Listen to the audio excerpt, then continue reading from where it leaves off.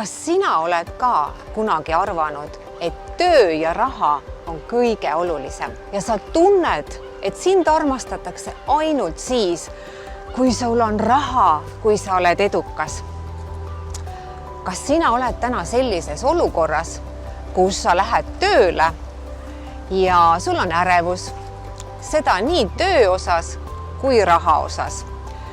Ja sa ei oska täna sellest olukorrast välja tulla. Aga vaatame tõele otsa. Kui sina oled täna stressis töö suhtes, raha suhtes, aja suhtes, siis minul on tulemas töötuba.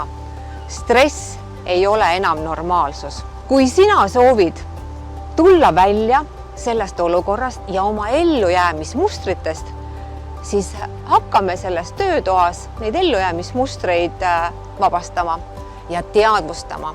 Elu ei pea olema stress ja ellujäämine. Mina olen Triinu ja olen täna ärevuse ja depressiooni ekspert ja tänu iseenda elule, läbipõlemisele ja ärevusele. Kui sina soovid oma elu muuta, soovid tulla välja sellest ellujäämisest, siis hakkame selles töötoas tegelema just ellujäämismustritega.